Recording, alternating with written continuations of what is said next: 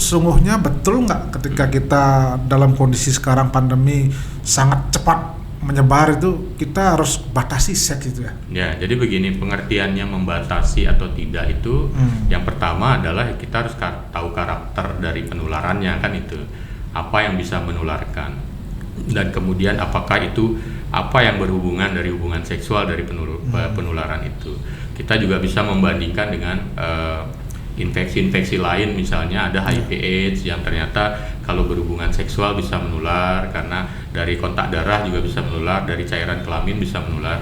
Apakah karakter ini juga dibawa oleh SARS atau virus corona, SARS-CoV-2 atau virus corona ini yang mengakibatkan COVID-19.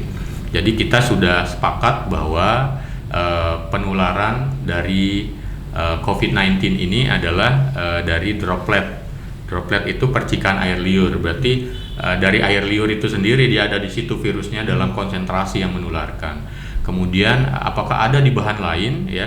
Beberapa penelitian masih terus-menerus muncul. Jadi ini sebenarnya kan infeksi baru, new emerging disease yang perlu digali terus penyebabnya apa, karakter penyakitnya apa. Tapi khusus untuk hubungan seksual, memang yang pertama tadi di cairan air liur yang dimuntahkan, dipercikkan itu bisa nular. Tapi kalau misalnya karena dia ada di air liur itu sendiri, kalau ciuman, nah ciuman yang basah, bukan cipika-cipiki, tapi ciuman basah sampai wet kissing, friend kissing, nah itu bisa berpotensi menularkan, Beli Agus. Oh iya. Dan kedua, kemudian apakah ada di cairan kelamin? Apakah dia ada di sperma atau di sel telur gitu, kalau kepentingannya adalah produksi? Beberapa penelitian menyebutkan bahwa virus ini ada di cairan kelamin atau sperma, tetapi potensi menularkannya ternyata diragukan. Artinya begini, dari hubungan seksual per kelamin, penis masuk ke vagina dan cairannya, itu belum dinyatakan resmi bahwa ada konsentrasi tertentu yang menularkan. Berarti sebenarnya cukup aman. Justru yang tidak lebih aman adalah jika ternyata ada mereka yang melakukan aktivitas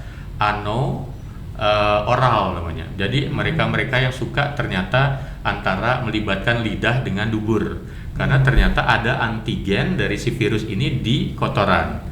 Jadi mereka yang melakukan aktivitas rimming namanya, suka menjilat atau melibatkan lidah dengan duburnya, itu juga sedikit punya potensi. Jadi yang diharapkan kemudian artinya boleh dikatakan ini lidah di mulut ini harus tidak banyak digunakan dalam fungsi itu ya. Akhirnya memang ternyata untuk menghindari penularan, pokoknya lidah dan daerah mulut serta daerah anus itu istirahat dulu deh. Gitu. Gimana caranya itu untuk tidak terlibat dalam aktivitas seksual. Jadi jangan salah ketika misalnya terjadi di Rusia, laporan penelitian itu adalah remaja putra dan putri begitu yang sekedar kangen-kangenan mau ketemu, mereka tidak ingin melepaskan kerinduannya dengan hubungan seksual, tetapi ternyata berciuman dalam. Penularan terjadi. Padahal tidak sampai berhubungan seksual itu ya. Hubungan seksual. Itu yang malah lebih berbahaya. Betul, karena balik lagi penularan utama adalah tetap dari droplet yang ada di liur kita sebenarnya. Virus itu ada di cairan liur itu, begitu, di situ konsentrasinya tertinggi.